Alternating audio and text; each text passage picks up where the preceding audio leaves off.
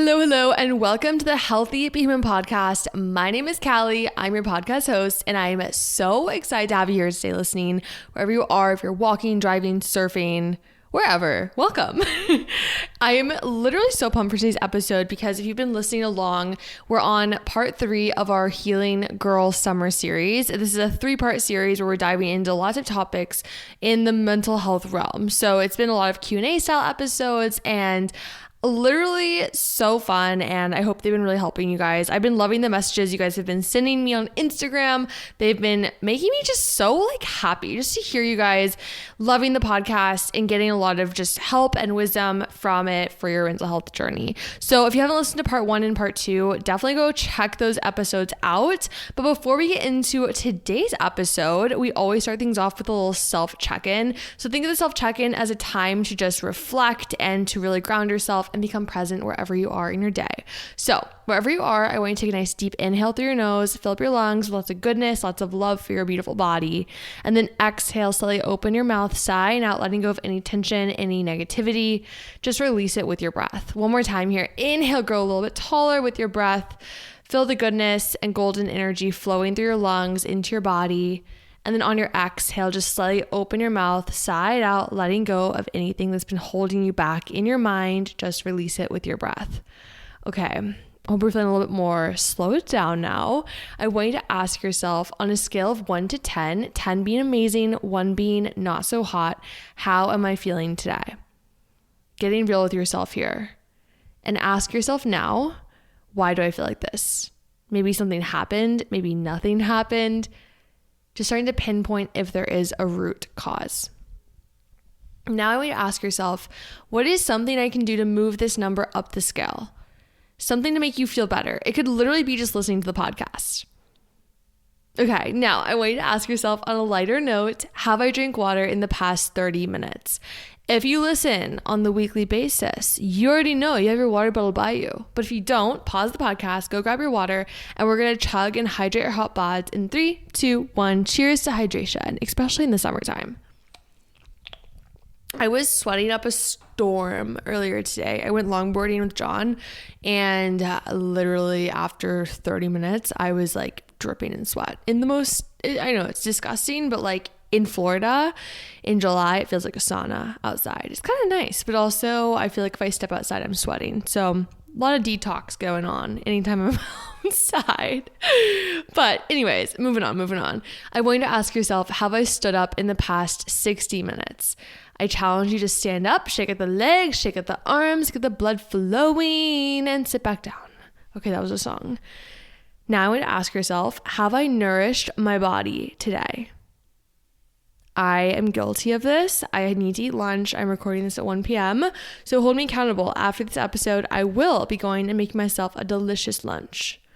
All right, last question. I want you to ask yourself, what is something in my life that I am resisting doing? Something that I know I need to do, but I'm just resisting it.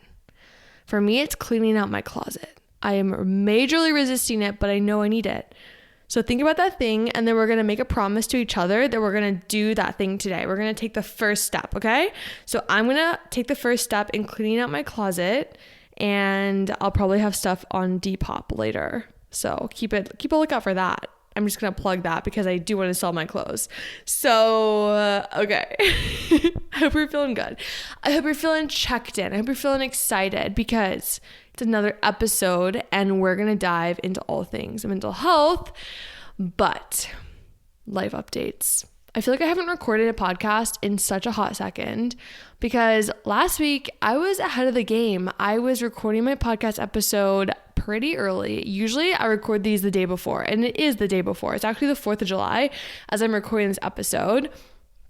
And I love it because I just love recording in real time. I've already told you guys this, but I just love updating you guys on what's actually going on in the present moment. So that's why I feel like I procrastinate to the last minute. But today's been a good day, you guys. Last week I told you this, but I was helping lead at a Young Life camp. If you don't know what Young Life is, it's like a Christian outreach thing for high schoolers.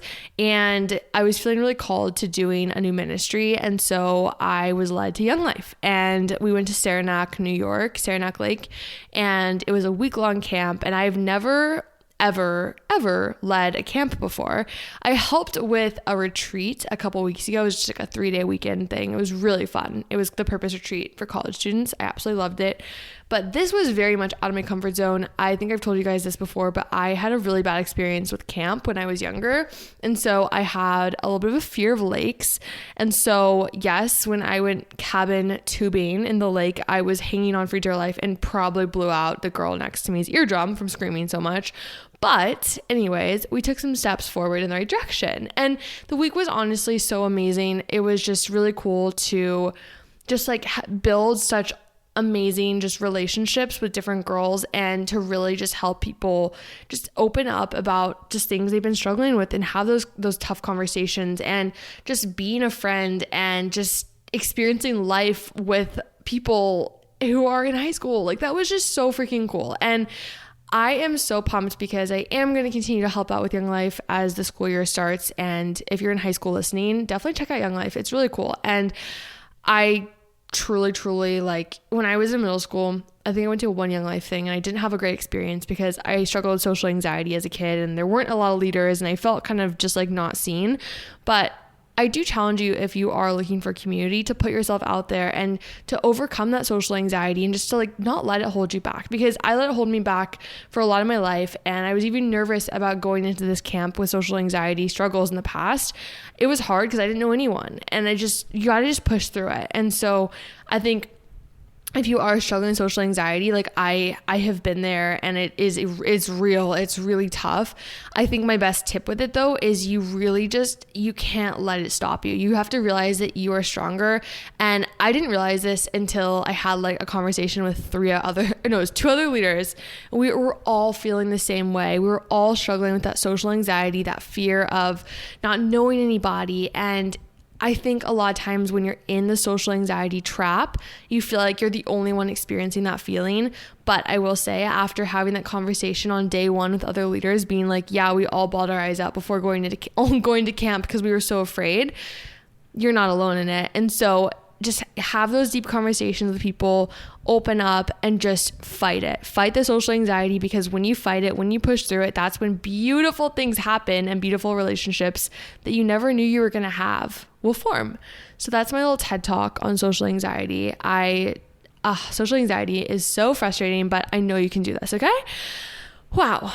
Anyways, camp was awesome. We got back, you guys, I have been like sleeping up a storm. Camp was great. We left at 3 a.m. last Sunday, and then got back at 3 a.m. on, what day was that? Friday night. I taught a live Pilates class the next morning, somehow woke up for that. And then I've been in like major just recovery mode. Today I had my alarm set for 7:30. I ended up sleeping till 10 a.m. I've just been really kind of like chilling and just trying to recover. So if you're feeling exhausted and just feeling run down, like, give yourself that grace. Give yourself a couple days to just recover and rest up, and don't feel guilty for it, because we're not meant to be robots. Some days we just need to sleep in, and that's okay. And other days we need to wake up at 5 a.m. and have a productive morning routine. But it's all about balance. It's all about flowing with the ebbs and flows of life and preventing burnout for yourself, and working with your body, not against it, as I always say. But speaking of today, because I know I kind of left you guys hanging, today's been a really good day. I slept in, like I said, till 10 a.m. And then I just had a really nice chill morning, honestly. I made some delicious breakfast, and then I went longboarding with John. John's my husband, if you didn't know that. And we went longboarding too. They just opened a Pliables in my area, and so we went to Pliables, and I got a cold brew with coconut milk in it, and it was delicious. And then we longboarded home, and now I'm just doing a little bit of work before hopefully going surfing. I really want to go surf today since it is the 4th, and then I want to watch fireworks with my friends later and eat some ice cream. So I got some plans, but I'm just so thankful. Like, I say I'm doing work right now, but this is not work for me. This is so fun. I'm so just thankful for having the ability to my job guess my job, whatever, is literally talking to you guys every week and just helping inspire you guys in your journey and being there for you. Like, we're all doing this together, and I'm so thankful. Anyways, last little update before we get into our episode, or our topic today, is I did launch the Healing Girl Summer Pilates and Journaling Challenge on Sweaty Studio. So if you didn't know, Sweaty Studio is my virtual Pilates studio. I have an app for it and a website, so whatever your jam is, I got you. I have monthly challenges, and so this month is a 4-week long challenge where I'm blending mental health with physical health. So last night I did day 1 at like 10 p.m. It was such a vibe. We turned off the lights, we had a candle lit, and we put the workout on my TV, and it was like Pilates to get out of your funk was the first day. And then we did the journal prompt for the day that went along with it, and I made you guys a really cute journal, so you can download that, print it out, whatever your jam is. And it was so fun. So I'm really pumped for day 2, and if you haven't already joined that, I will link it below.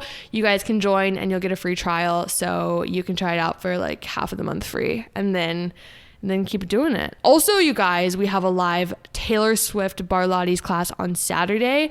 It is free for all, so definitely go join that. I'll also link the live class schedule below so you guys can work out with me live. It's also virtual, so you can do it from literally wherever, and it's so fun. Okay, lots of fun updates, you guys. Anyways, moving on. I feel like I'm in such a strange mood right now. We're getting into today's topic, and I was looking through kind of what you guys always DM me just different things you want me to talk about, which is literally so helpful because I am making this podcast for you. And one of the questions I got that I love this just topic, and I really want to dive into it, she was asking, I was wondering if you could talk about how to be stronger in confrontation and be more confident with your actions and who you are. And I got a couple other questions in regards to confidence and just boundary setting. So I thought it'd be really cool because this really goes hand in hand with mental health, is being able to be confident in what we need, in what we believe, and just set boundaries to protect. Oh, this is kind of cliche, but to protect our peace, truly, and protect our energy. Because I don't know about you, but I have had so many moments in my life where I'm just spread so thin and I'm just unable to set a boundary, and someone asks me to do something else, and I'm like, okay, yes. And then before I know it, the anxiety comes in, the just overwhelm comes in, and I am just feel like I'm in fight or flight mode constantly. So we're going to dive into some boundary setting tips today and some confidence tips. So let's start off with just the first question of how to be confident with yourself. I think that's the very root of everything that goes into setting boundaries, and to really know your worth, know what you need. And I want to go even deeper into identity, because being confident in who you are is being understanding and knowing where you're putting your identity. I've talked about this a little bit before, but the times in my life where I have felt the least confident, the times in my life where I feel like my worth and my value is always fluctuating, is when I am placing my identity in the external things that are changing. So for example, you guys know that I'm a content creator. I initially started doing what I'm doing in 2019. So I started everything out as a blog called I'm Sweaty and I Know It. And it was in 2020 is when I really everything started taking off on my social media platforms. It was when I was starting to post on TikTok with things in fitness world and all that jazz. So in this time frame, I had like 100 followers on Instagram. I was starting TikTok from 0 followers. I remember my TikTok, I grew it to 10,000 followers in a couple weeks. And that was absolutely like insane to me because I'd been working really hard at growing my Instagram and it was taking a long time. So when I started gaining followers really fast, all of a sudden this weird psychological addiction began where I became addicted to people's approval. And I didn't realize this while it was happening. I had this realization later on as I was doing therapy and all this stuff. So basically what happened is I would post a video and I would get this weird like dopamine or serotonin when I would start to see the likes going up really fast. I'd get a lot of comments. People would be like, first like, first this. And I would feel this like little boost of like happiness and this boost of security, false security. And so fast forward about a year, 2 years, my TikTok, all of a sudden, it had been very, very popping is, I guess, the word. It'd been growing really fast. Even my Instagram had been growing really fast. And all of a sudden, out of nowhere, there was just this plateau. The immediate amount of likes really slowed down. The comments really slowed down. I started to see my growth slowing down as well. And all of a sudden, my self-worth and my self-esteem took a big hit. I began to ask myself questions. What is wrong with me? What's happening? Why? What is wrong with my content? Like, am I doing enough? Am I worthy? Is there something wrong? Blah, blah, whatever. All those things started running through my head when I started to, all of a sudden, I'd gone from all of this fame, this fast growth, people recognizing me out and about, all this stuff, to, okay, no one cares, that feeling. And if you're an influencer listening, you probably know this feeling, because I've learned now, as I've been doing this for several years, is that life ebbs and flows, and so does social media, so does business. We're going to have moments where things go viral, when people are noticing us. We're going to have moments where things are really slow. A video only gets like 100 views or whatever. So I didn't realize this at the time because I was still pretty new to everything, but I was putting my identity and my worth in how many followers I had, how many likes I was getting. And when that stuff started to stop and slow down, all of a sudden the doubt and the fear and the am I enough lies crept into my life. If you're like me, you probably find yourself struggling to balance your summertime plans with cooking nourishing meals 3 times a day. The shop, chop, prep, and cleanup time adds up really quick and can seriously suck the entire day away. Thankfully, Factor, America's #1 ready-to-eat meal kit, helps you fuel up fast with flavorful and nutritious ready-to-eat meals delivered straight to your door. You'll not only save on time by skipping that trip to the grocery store and the hours of prep work, cleaning, cooking, all the things, but also get the flavor and nutritional quality your body needs. Factor's affordable, fresh, never frozen meals are ready in just 2 minutes and are perfect to take with you to your picnic on the beach with your friends or to the tanning session by the pool. All you have to do is heat it up and enjoy. Literally so simple. Factor offers over 34 meal options to pick from every week that fit a variety of lifestyles and dietary needs. The meals are prepared by chefs and approved dietitians with ingredients you need to feel satisfied all day long while meeting your goals. Some of their ingredients that caught my taste buds are the truffle butter, can I get a yum, and the broccolini. If you're ready to take your meal game to the next level this summer, head to factormeals.com/Jardine50 and use code Jardine50 to get 50% off your first box. That's code Jardine50 at factormeals.com/Jardine50 to get 50% off your first box. Definitely go check it out. Summer may break a lot of routines, but my self-care routine stays intact no matter what. Right now, I'm using the Honeypot company's foaming wash, and it's been a game changer to stay fresh. I've been loving the cucumber aloe intimate wash whenever I shower. All of Honeypot company's washes are science-backed, dermatologist-approved, hypoallergenic, kind to, and safe for the skin. They've perfected their plant-based formula with the addition of lactic acid, which is naturally occurring in the vaginal environment to support a balanced pH range of 3.5 to 4.5. I first started using Honeypot actually several years ago when I was struggling with BV, and they seriously made a huge difference in supporting a healthy vaginal pH range for me. I tend to live and breathe in workout clothes, as you know, which can trap in moisture, especially during the super hot Florida summers. So the Honeypot wipe is also such a game changer to clean up sweat from, well, everywhere. All of these products are science-backed, dermatologist-approved, gynecologist-approved, and hypoallergenic. They're also super easy to use. I've seriously been using Honeypot products for so long now, and I can say for a fact that they don't add any weird ingredients to their products, which I really, really appreciate because, as you know, it's so important to be aware and conscious of what we're putting into our bodies and to protect our health. So if you also are needing new tampons or pads, I 10 out of 10 recommend Honeypot. They're like the best. And the best part too is that Honeypot has a special code for my Healthy Be Human fam. So get 25% off your first order from the honeypot.co/summer. That's THEHONEYPOT.co/summer. summer to get 25% off your first order and join the Hive today. Definitely go check it out. You will not regret it. So I'm telling you this story because, first of all, I want you to just know that I'm still a human being and I have the awareness that this happens. And even when it happens, I still struggle with the feeling of and the questions of what's wrong with me? Am I doing enough? Like that's still the daily battle in my life.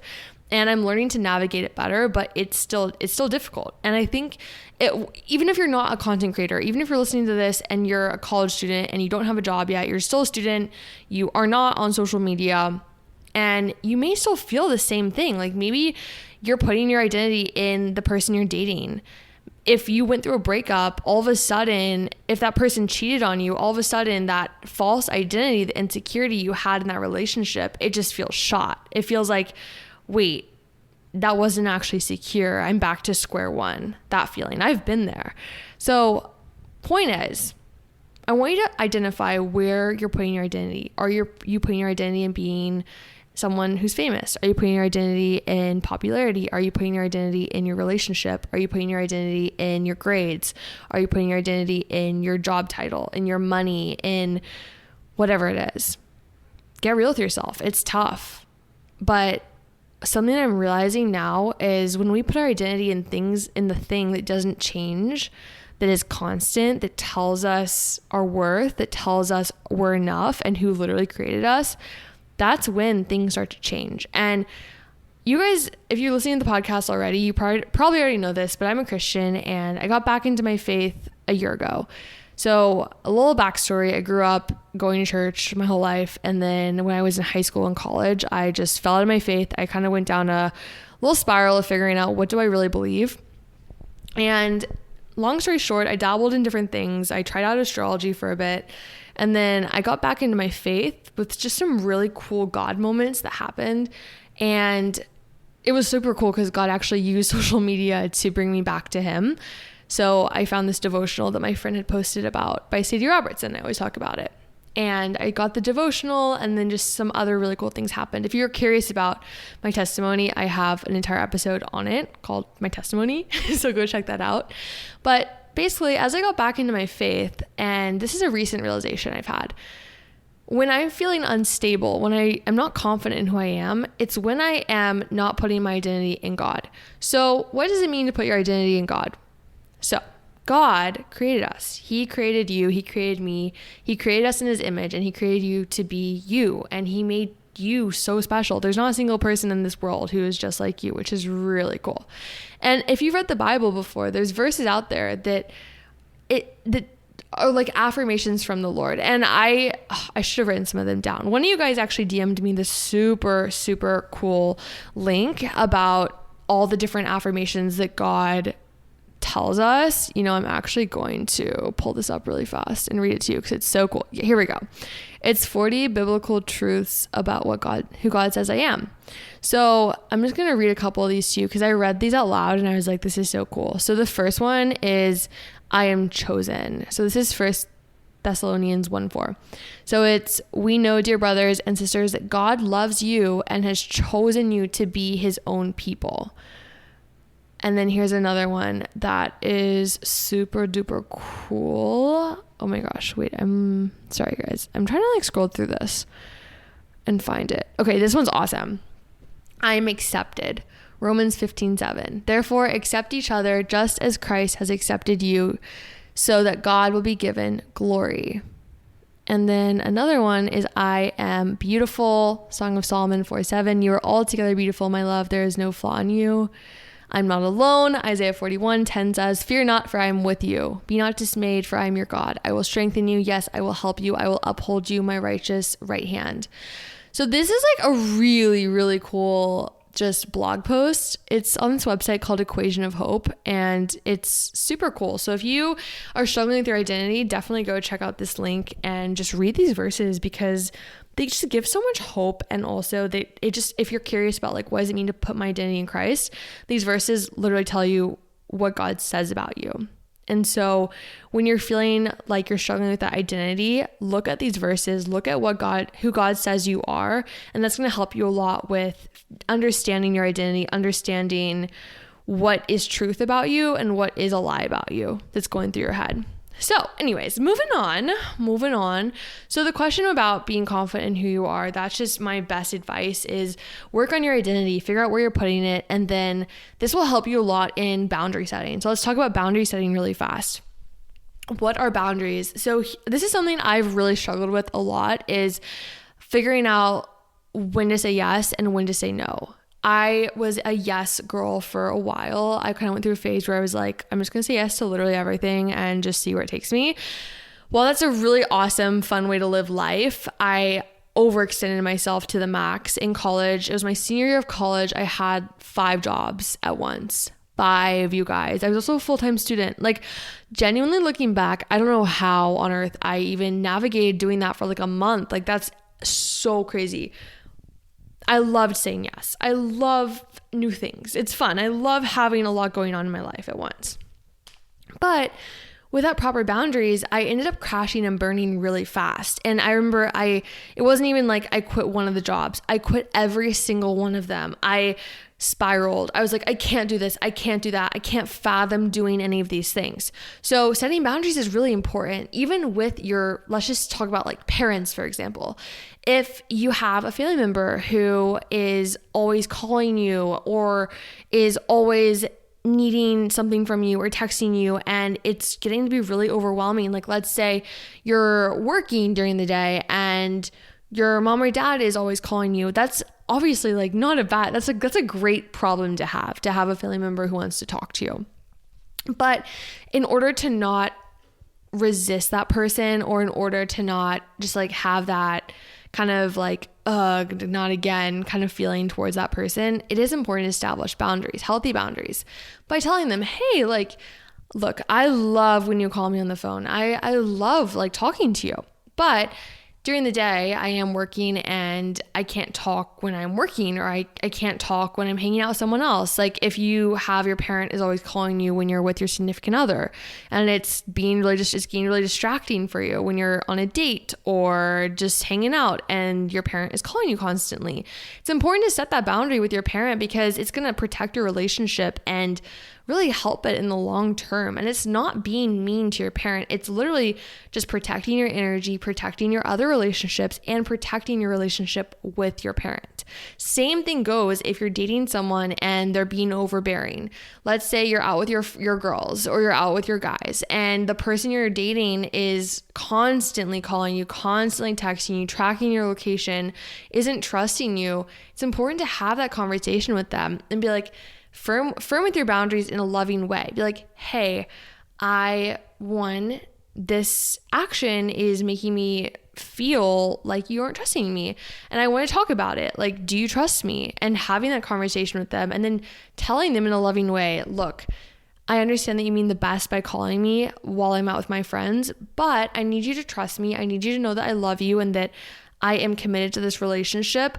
But I also need to be present and committed to my friendships as well, because they're filling another area of my social life besides just being with you, dating you. Because something that, this could be a whole other podcast episode, but I think a lot of times when we're dating someone or with someone, it's easy to get caught up in spending all of our time with them and never spending time with our friends.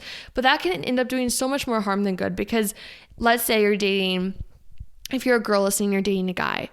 The guy can only fill your social needs so much. It's still really important to have your time with your girls, because girls give you that feminine energy where guys are more the masculine energy, and they just fill different needs in our lives. And if you have questions about kind of how to build friendships and balance all that, Find Your People by Jenny Allen is a really great place to start. So it's really important to set boundaries for just like the reasons of preserving relationships. I think that's the best way to put it. So in terms of how to be stronger in confrontation with boundary setting, I love thinking of it like this. There's two ways you can go about the situation. You can confront someone out of fear, or you can confront someone out of love. And I always ask the question to myself, what would Jesus do? You've probably seen it on bracelets. So what would Jesus do? And there's a company out there, I love this company, and it's He Would Love First. So I've noticed before which is even with John, for example, when me and John have had fights before, usually it's when there's fear involved in the fight. But when we come at it out of a place of love and out of a place of, hey, we're one, we're a team. This is not an all or nothing mindset. Like, we're going to get through this together. Let's talk about it. The fight goes in a totally different direction. And it honestly is not a fight when it's out of a place of love. It's more of like a discussion and more of a, hey, let's like work on this together thing. Where if let's say like last week, for example, I was struggling with just like a little bit of insecurity in our relationship. And I essentially like came at him with so much blame, so much just defense. Like, why are you doing this? Why didn't you do that? Like, very, very just blame based, fear based, fear of abandonment, fear of him leaving. When I went out of it, fear, his natural reaction is like, let's defend myself. So I always look at it as like, okay, obviously I can't control how he responds. I can't control how a friend responds, but what I can control is how I go about the situation and how I respond and how I initiate things.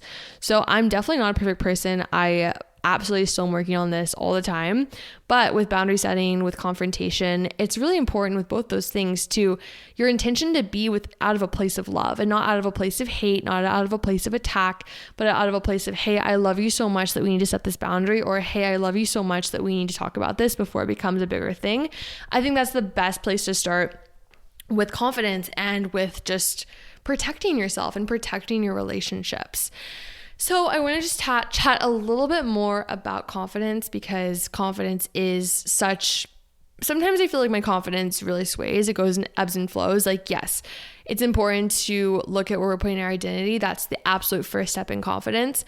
I think the next thing though, once we have our foundation is strong, our identity is in the right spot, looking at little ways that we can work on our confidence in the moments where maybe we just aren't feeling the best. Because yeah, even though if I'm putting my identity in Christ, like I'm still a human being. Sometimes I'm going to have days where I just don't feel as confident. That's totally fine. But a couple of things that help me a lot with my confidence is, one, making sure that I trust myself. This is something I'm currently working on, because I will be so honest with you guys, I have been struggling with my confidence lately. I have been struggling with insecurity, like I said. And something that I realized yesterday is I haven't been able to trust myself. So I've been making false promises to myself. Example, promising myself that I'm going to cook healthy meals throughout the week. Something that I have been struggling with lately, and I'm going to be so honest with you guys, is I've been really struggling with eating foods that are really nourishing for my body and taking the time to actually cook instead of just going and getting takeout. Because yeah, takeout is fine in time. Like, takeout is fine here and there, but for my body in particular, I noticed that when I was eating a lot of takeout, my acne started to flare up again. I started to feel really bloated and just kind of like gross inside. And I knew that taking care of my body was taking the time to buy foods at the grocery store that were aligned with my cycle and that would help me just feel really good on the inside and on the outside. So in order to build that trust with myself, trust that I could take care of myself, I have been figuring out different ways that I can show up for myself in simple ways. So it doesn't have to be like an all or nothing thing, right? It doesn't have to be, I'm going to eat perfectly healthy every single day this week to build that trust with myself. No. For me, it was, I'm going to start building this trust with myself by first going to the grocery store. Next, I'm going to build the trust with myself by cooking myself dinner. So taking it step by step. Think of it like little stepping stones to building the trust with yourself again. Truly, like, confidence comes when you can trust yourself. And if I can't trust myself, then how am I supposed to trust other people? It's the same concept as like filling your cup. How can you give when you don't even have the cup full for yourself? So I know that kind of sounds like a bit of an extreme, but it is really important to make sure that you have that healthy, trusting relationship towards yourself and that you are able to rely on yourself to get things done and give yourself the things that you need. Another little tip I have for just confidence in general is envisioning the best version of yourself and showing up as that person. So yesterday's journal prompt was to draw a picture of you as the best version of yourself. And while this may seem a little bit cheesy, it's a great activity. Really thinking about, where is this best version of yourself hanging out? Who is this best version of yourself around? What are you wearing? What do you look like? And most importantly, how are you feeling? Are you feeling light and energized? Are you feeling hopeful and dreamy? Are you feeling free-flowing and creative? It could be anything. So taking the time to figure out how does the best version of you feel, and then adding the things to your life that allow you to feel like that. So something that makes me feel really flowy and connected to myself is surfing or swimming in the ocean. Just that feeling of being a free spirit makes me feel like myself. So adding that into my week is really, really important in order to feel like myself, in order to feel confident, or in order to feel connected to who I am. So these are just some tips and tricks I have to help you with confidence. And I think a lot of the times I have noticed a tie with my mental health and my confidence. So if my mental health is kind of struggling, I have noticed my confidence is kind of struggling.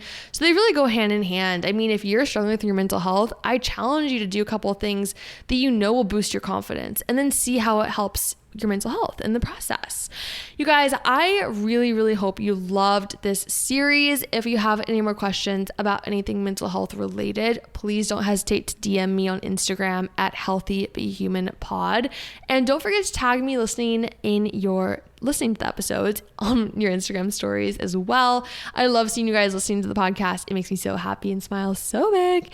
And yeah, if you ever have any questions, seriously, don't hesitate to reach out. I record these episodes for you, to help you, to inspire you, and to empower you on your journey, and to help you realize you don't have to be perfect all the time to still be a healthy, amazing version of yourself. But I'm sending you so much love. Keep shining. I will see you next week for another episode on Healthy Be Human podcast. In the meantime, keep shining, keep staying sweaty. Don't forget to join the Healing Girl Summer Challenge, and just being healthy, be human. All right, bye, my gorgeous queen. Have the best day.